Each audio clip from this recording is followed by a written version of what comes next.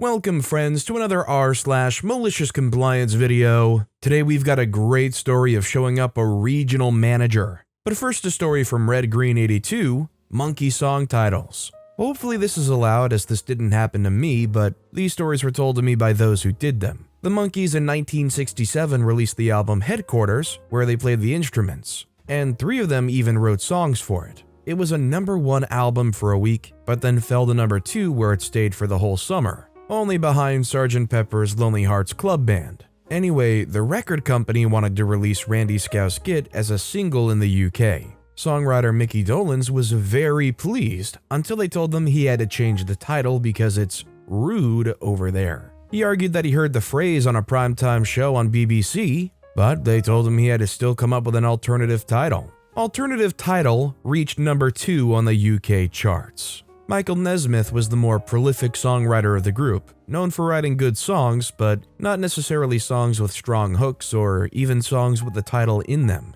I'll let Mike tell the story about how he came up with one of his song titles. That was a direct insult to a music publisher who told me that in order to have successful tunes, I had to write music that was good, clean fun, and that had a recurring theme or hook line. Of course, I just rejected that out of hand. So what that was just, okay, I'll write a song called Good Clean Fun. I just won't put it anywhere in there. Good Clean Fun peaked at number 82 and was one of the last Monkey songs to chart. I'm willing to bet that a reason some of these songs that were made almost in spite, or at least partially made out of spite, did so well because these guys had a chip on their shoulders and a reason to passionately try to make this thing as good as possible to show up whoever. Would you guys agree with me that chip on the shoulder aspect played a big part in why these songs turned out so well? Let me know what you guys think in the comments down below. Our next song's from LowNet5870, Don't Be a Jerk If You Can't Spell. I remembered one of my corporate print shop malicious compliances yesterday.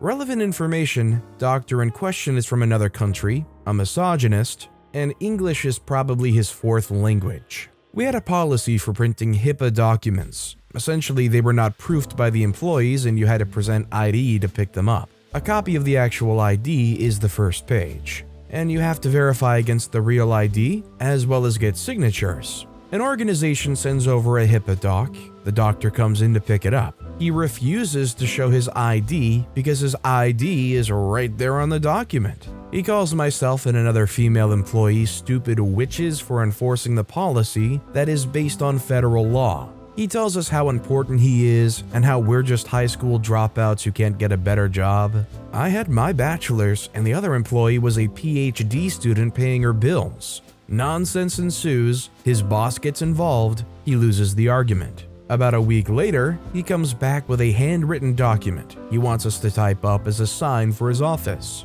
He explains that his nurses and techs are stupid women who don't understand how to work. I kid you not, on his level of calling women stupid. So he's got this list of things he wants his employees to do. 1. For each shift, you can only take 1 break. 2. When you have a shift, you must change your clothes. 3. Each shift, you must do X, Y, and Z, and so on. Except he didn't know the word shift had an F in it. We printed it exactly as written for free and kept a copy taped inside the cupboard for whenever we were having a bad day. Frankly, if that doctor wants any handwritten documents from them hanging around their practice, what they ended up getting, this document where shift was said multiple times but without an F, is pretty fitting considering the language that doctor seems to use on a regular basis behind closed doors. By the way, if you're enjoying these stories, make sure to hit those like and subscribe buttons down below so you never miss any of my daily videos. Our next story is from Michelle, Throw It in the Bin Right Now. It was sometime when in the early 90s, Saturday evening, I was about 7. Noel's house party had finished and my dad was watching some rubbish on one of the 4 TV channels that existed at that time in the UK. My brother and I were making and throwing a paper airplane around, much to our dad's annoyance. When he watches the TV, he likes the volume up and no distractions. We were being loud and annoying and generally having fun throwing the paper plane around. Dad says, "Stop throwing that freaking thing around and put it in the bin right now." He was really mad.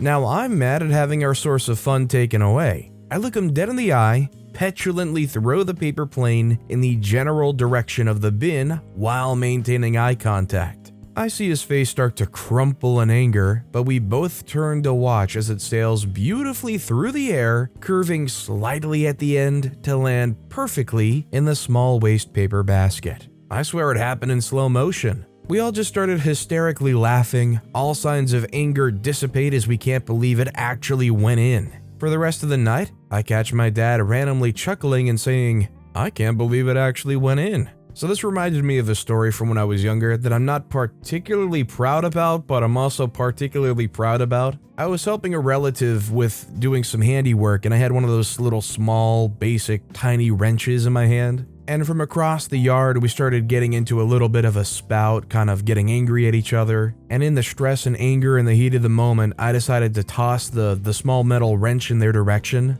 Like, I wasn't trying to hurt them, I wasn't trying to hit them in the head or anything. They were wearing one of those like loose baggy cotton pair of gray shorts or whatever. And I watched in slow motion as this dainty little IKEA metal wrench went flying in their direction. And like Michael Jackson at the start of the Smooth Criminal video, that wrench just went cha-ching right into their pocket. It was one of the most awkward moments because we were still very heated at each other, but you can't help but laugh at how amazing that circumstance was. Our next story is from Ski Hippie 666. You won't let me on the plane with my bag? Sure. My wife and I have taken a trip to her country of Mexico with my parents and some of her family. We flew to her city in the middle of the country and then to Puerto Vallarta for some time on the beach. All our flights were with Aeromexico. When you fly with them, they put little wristbands on your roller bag and backpack saying they've been approved to be on the plane and in overhead bags. My roller bag was given a tag approving it for the first 2 legs of our flight to Puerto. However, on the way back, the agent at the gate started saying how my bag was too big and needed to be checked for $200. I showed him the tag from the previous flights, but he kept saying it was too big. Even after I placed it into the stand that measures bags and it fit just fine, he kept telling me over and over it was too big.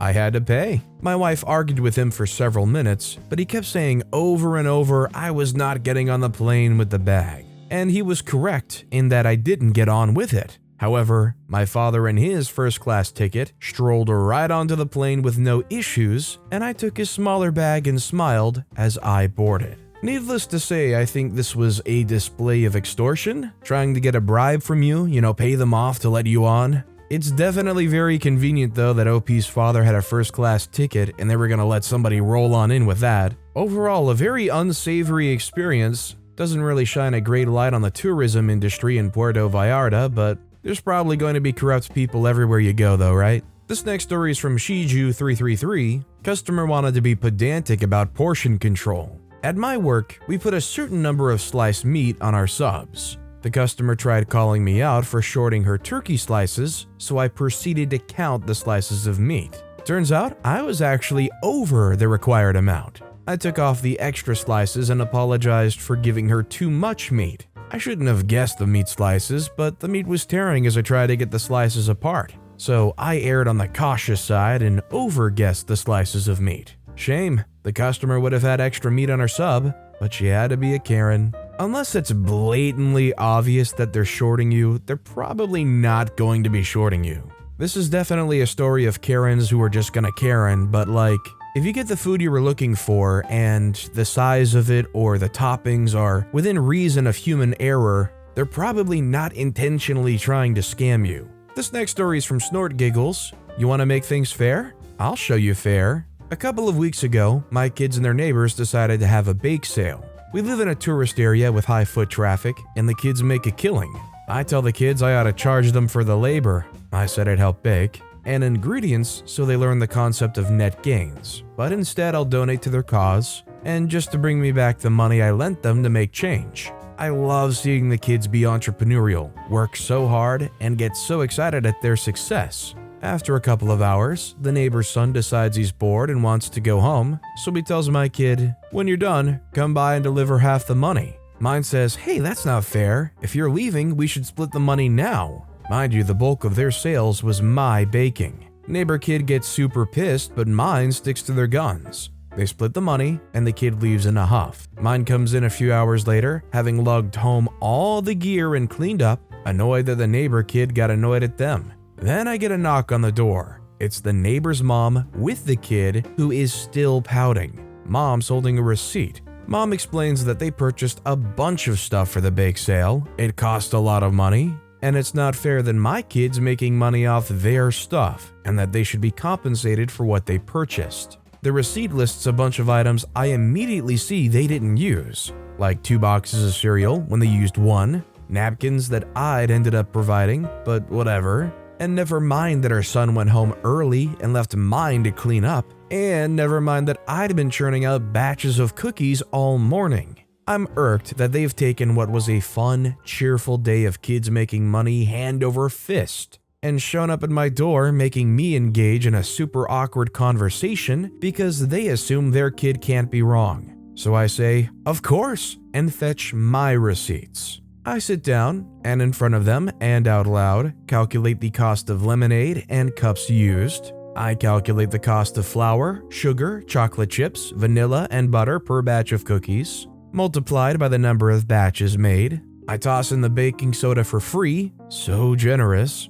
I even subtract the value of leftover cookies. Did I mention I made a lot of cookies? The neighbor kid has to fork over $23. They got pretty quiet all of a sudden. I thanked the lady for making sure things were fair and offered her a plate of cookies to take home. She declined. I would hope that most of us would agree that this kid earned what they worked for, right? Regardless of what materials they ended up showing up with or were funded from outside investors, you could say. If you quit on the work halfway through and you're not there actually working for any of that money, you're not entitled to any of it. Our next story is from Wombat929. Nope, the boss isn't here. Mini malicious compliance in the box office. When I was in high school in the mid-90s, I worked at a movie theater. When I was working the box office, it was also my job to answer the phone. Manager managed multiple branches of the theater, so he often left during the day. One day, regional manager, who was good friends with manager, called and I said,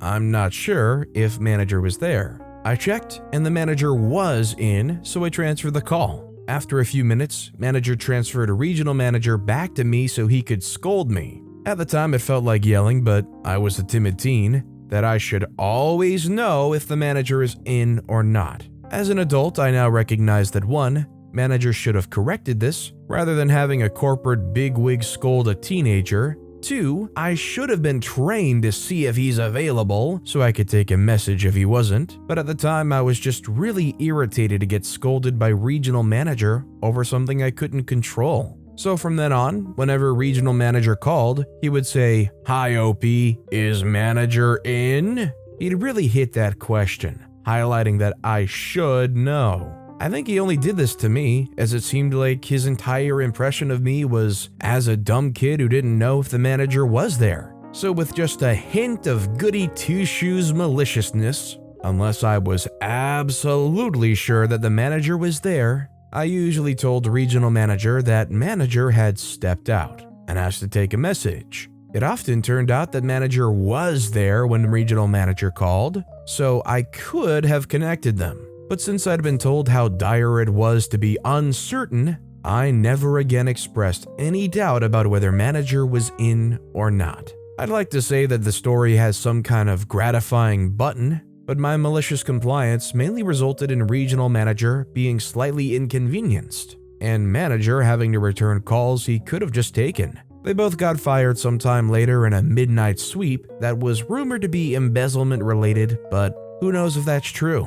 I sure don't. In retrospect, I realize now that regional manager taught me the difference between Gnostic and agnostic. I was usually agnostic on the issue of my manager's presence upstairs. I just feel bad for OP because they're just a teen trying to make it by, and very clearly they were undertrained and hung and left out to dry here, getting berated by this regional manager, and then after being berated, not even clarified on better practices for the future by the actual manager. And our final story of the day is from an ego vibrator. You want to review every email? Challenge accepted. Much like a vampire, the national headquarters supervisor over my local office needs to micromanage to survive. He craves it, feeds on it, and this is why he instructed every office that he oversees that he needs to review every email that we write for any task or project we complete. Note, our office completes between 2 to 5 such projects daily. Yep, for real. Email reviews. For an office of 3 that has a combined 70 years of experience in our field. So this morning I'm drafting for review on company letterhead in Microsoft Word with track changes turned on. A series of Outlook form email templates that I use regularly, 8 in total actually, as well as permission to use said Outlook templates that I've already used for 3 years. I'm also going to notify him that I followed approved naming conventions for all draft email review documents, conventions that don't currently exist, as well as the names I use in Outlook for my email templates, even though I'm the only one that sees these templates. Note, I think I'm discovering that I crave pettiness the same way he craves micromanagement. I think this is realistically a good way to deal with somebody who's overly micromanaging like this. If they want to be a micromanager like that and just look over everything, you go out of your way to create a 17-step program for them to look over. At some point, they'll realize it's not worth it and finally get off your back, hopefully. But with that said, that's all the time we have for today. Now, if you want to see another malicious compliance story that was even more insane than the ones in this video, click on that left video. Or if you missed my latest video, click on the right. But with that said, I'll see you all next time with some more stories.